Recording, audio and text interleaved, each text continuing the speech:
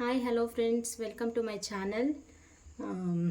ಇವತ್ತು ನಾನು ನಿಮಗೆ ಗೀ ರೈಸ್ ಮಾಡೋದು ಹೇಗೆ ಅಂತ ತೋರಿಸ್ತಿದ್ದೀನಿ. ಮದುವೆ ಮನೆಯಲ್ಲೆಲ್ಲ ತಿಂದಿರ್ತೀರ ಅಲ್ವಾ ಗೀ ರೈಸು, ಅದೇ ಥರ ತುಂಬ ಟೇಸ್ಟಿಯಾಗಿ ಬರುತ್ತೆ. ಹೇಗೆ ಮಾಡೋದು ಅಂತ ನೋಡ್ಕೊಳ್ಳೋಣ. ಇದೇ ಥರ ನೀವು ಫಾಲೋ ಮಾಡಿದ್ರೆ ಅದೇ ಏನು ಟೇಸ್ಟ್ ತಿಂದಿರ್ತೀರ ಅಲ್ವಾ ಮದುವೆ ಮನೆಯಲ್ಲಿ, ಸೇಮ್ ಟೇಸ್ಟೇ ಬರುತ್ತೆ.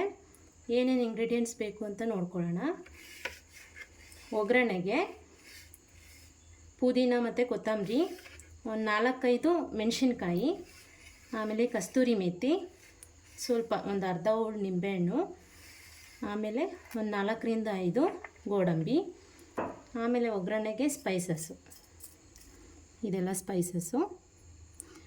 ರುಚಿಗೆ ತಕ್ಕಷ್ಟು ಉಪ್ಪು, ಶುಂಠಿ ಬೆಳ್ಳುಳ್ಳಿ ಪೇಸ್ಟು, ಆಮೇಲೆ ಗೀ ರೈಸ್ ಅಲ್ವಾ, ಸೊ ಗೀ ಇದು ಇಂಪಾರ್ಟೆಂಟು. ಆಮೇಲೆ ಕಾಯಾಲು. ಏನಪ್ಪ ಕಾಯಾಲು ಅಂತಿದ್ದೀರಾ? ಕಾಯಾಲು ಹಾಕಿದ್ರೇ ಗೀ ರೈಸು ತುಂಬ ಟೇಸ್ಟಿಯಾಗಿ, ನೀವು ಹೊರಗಡೆ ಹೋಟೆಲ್ಸಲ್ಲಿ ರೆಸ್ಟೋರೆಂಟ್ಸಲ್ಲೆಲ್ಲ ತಿಂತೀರಲ್ವ ಆ ಥರ ಬರೋದು. ಕಾಯಿನ ತುರಿದಿಟ್ಕೊಂಡು ಅದನ್ನು ರುಬ್ಕೊಂಡು ಆ ಹಾಲನ್ನ ತಗೊಂಡು ಇಟ್ಕೊಂಡಿದ್ದೀನಿ. ಈಗ ಮಾಡೋ ವಿಧಾನ ಹೇಗೆ ಅಂತ ನೋಡೋಣ. ಎಣ್ಣೆ ಮತ್ತು ತುಪ್ಪನ ಹಾಕ್ಕೊಂಡಿದ್ದೀನಿ. ಹಾಕ್ಕೊಂಡು ಬಿಸಿ ಆಗಿದೆ. ಇದಕ್ಕೆ ನಾನು ನಿಮಗೆ ಸ್ಪೈಸಸ್ ತೋರಿಸಿದ್ನಲ್ಲ, ಆ ಸ್ಪೈಸಸ್ನ ಹಾಕ್ಕೊಳ್ತಾ ಇದ್ದೀನಿ.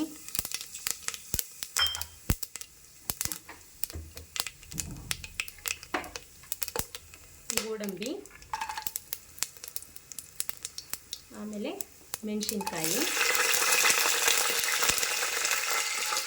ಕೊತ್ತಂಬರಿ, ಆಮೇಲೆ ಕಸ್ತೂರಿ ಮೆಥಿ. ಒಗ್ಗರಣೆಗೆ ಅಂತ ಇಟ್ಕೊಂಡಿದ್ದೆಲ್ಲ ಐಟಮ್ಸ್ ಹಾಕಿದ್ದೀನಿ.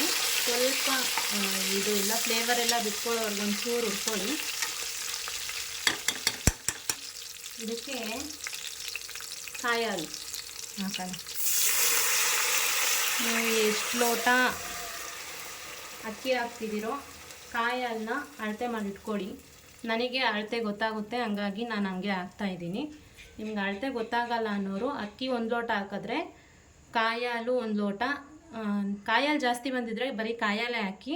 ಕಾಯಿ ಹಾಲು ಜಾಸ್ತಿ ಬಂದಿಲ್ಲ ಅಂದರೆ ಕಾಯಿ ಹಾಲು 1 ಲೋಟ, ನೀರು 1 ಲೋಟ ಹಾಕ್ಕೋಬೋದು ನೀವು. ನನಗೆ 1.5 ಲೋಟದಷ್ಟು ಕಾಯಿ ಹಾಲು ಸಿಕ್ಕಿತ್ತು, ಹಂಗಾಗಿ ನಾನಿಲ್ಲಿ 2 ಲೋಟದಷ್ಟು ಇನ್ನು ನೀರು ಹಾಕ್ಕೊತಾ ಇದ್ದೀನಿ. ಉಪ್ಪು ಹಾಕೋಣ ರುಚಿಗೆ.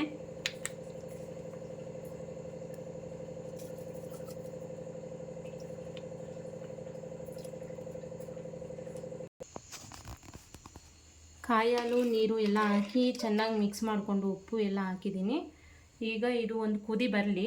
ಒಂದು ಕುದಿ ಬಂದಮೇಲೆ ಒಂದು 10-15 ನಿಮಿಷ ನೆನೆಸ್ಕೊಂಡ್ರಂಥ ಅಕ್ಕಿನ ಹಾಕ್ಕೊಳ್ಳೋಣ. ಕುದಿ ಬರದೆ ಮುಂಚೆನೇ ಹಾಕ್ಕೊಂಡ್ರೆ ಅಕ್ಕಿ ಅನ್ನ ಎಲ್ಲ ಕೆಸರು ಥರ ಆಗಿಬಿಡುತ್ತೆ, ಉದುದ್ರಾಗಿ ಬರಲ್ಲ. ಹಾಗಾಗಿ ಚೆನ್ನಾಗಿ ಕುದಿ ಬಂದಮೇಲೆ ಅಕ್ಕಿ ಹಾಕೋಣ. ನೋಡಿ, ಇವಾಗ ಚೆನ್ನಾಗಿ ಕುದೀತಾ ಇದೆ. ಈ ಟೈಮಲ್ಲಿ ನಾವು ಅಕ್ಕಿನ ಹಾಕ್ಕೋಬೇಕು. ಹಾಕ್ಕೊಂಡು ಚೆನ್ನಾಗಿ ಒಂದು ಸ್ವಲ್ಪ ಮಿಕ್ಸ್ ಮಾಡಿ, ಮತ್ತು ಇದು ಕುದಿ ಬರಲಿ. ಅಕ್ಕಿ ಹಾಕಿದ್ದೀವಲ್ವ, ಇದು ಕುದಿ ಬಂದಮೇಲೆ ಲಿಡ್ನ ಕ್ಲೋಸ್ ಮಾಡಬೇಕು. ಈಗ ನೋಡಿ ಚೆನ್ನಾಗಿ ಕುದಿ ಬರ್ತಾ ಇದೆ. ಈ ಟೈಮಲ್ಲಿ ನಾವು ಲಿಡ್ನ ಕ್ಲೋಸ್ ಮಾಡೋಣ. ಕ್ಲೋಸ್ ಮಾಡಿದ್ದೀನಿ. ಒಂದು ವಿಷಲ್ ಆದರೆ ಸಾಕು, ಯಾಕೆಂದರೆ ಇವಾಗಲೇ ಒಂದು ಅರ್ಧ ಬೆಂದಿದೆ.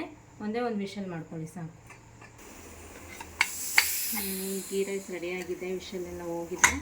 ತೆಗಿಯೋಣ ಹೇಗಾಗಿದೆ ಅಂತ ನೋಡೋಣ. ನೋಡಿ ಎಷ್ಟು ಚೆನ್ನಾಗಿ ಫ್ಲೇವರ್ ಎಲ್ಲ ಮೇಲೆ ಬಂದಿದೆ. ಇದನ್ನು ಕಲಸೋದಕ್ಕಿಂತ ಮುಂಚೆ ಬೇರೆದಕ್ಕೆ ಶಿಫ್ಟ್ ಮಾಡ್ಕೊಳ್ಳೋಣ ನಾವು. ಹಾಗೆ ಕಲಿಸ್ಬಿಟ್ರೆ ಬಿಸಿ ಇರುತ್ತಲ್ವಾ, ಮೆತ್ತಗಾಗ್ಬಿಡತ್ತೆ. ಹಾಗಾಗಿ ಬೇರೆದಕ್ಕೆ ಶಿಫ್ಟ್. ನೋಡಿ, ಕುಕ್ಕರಲ್ಲಿ ಕೆಳಗಡೆ ಸ್ವಲ್ಪನೂ ಸೀದಿಲ್ಲ, ಆ ಥರ ನಾನು ಮಾಡ್ಕೊಂಡಿದ್ದೀನಿ. ಸ್ಲಿಮ್ಮಲ್ಲಿ ಇಟ್ಕೊಂಡು ಬೇಯಿಸ್ಕೊಳ್ಳಿ. ಒಂದೇ ಒಂದು ವಿಷಲ್ ಆದರೆ ಸಾಕು, ಬೆಂದಿರುತ್ತಲ್ವ. ನೋಡಿ, ಹಂಗಾಗಿ ಸ್ವಲ್ಪನೂ ಸೀದಿಲ್ಲ. ಎಷ್ಟು ಚೆನ್ನಾಗಿ ಬಂದಿದೆ ನೋಡಿ, ನೀಟಾಗಿ. ಅಲ್ಲ ಜಾಸ್ತಿ ಇದು ಮಾಡಬೇಡಿ. ಜಾಸ್ತಿ ಕಲಿಸಿದಷ್ಟು ರೈಸ್ ಮುದ್ದೆ ಆಗಿಬಿಡುತ್ತೆ.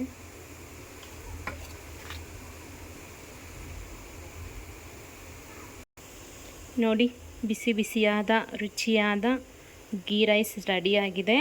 ಇದನ್ನು ದಾಲ್ ಜೊತೆ ಆಗಿರ್ಬೋದು, ಹೀಗೆ ಕರಿ, ಚಿಕನ್ ಗ್ರೇವಿ, ಈ ಥರ ಯಾವುದ್ರ ಜೊತೆ ಬೇಕಾದರೂ ಕಾಂಬಿನೇಷನ್ ಮಾಡಿಕೊಂಡು ನೀವು ಟೇಸ್ಟ್ ಮಾಡ್ಬೋದು.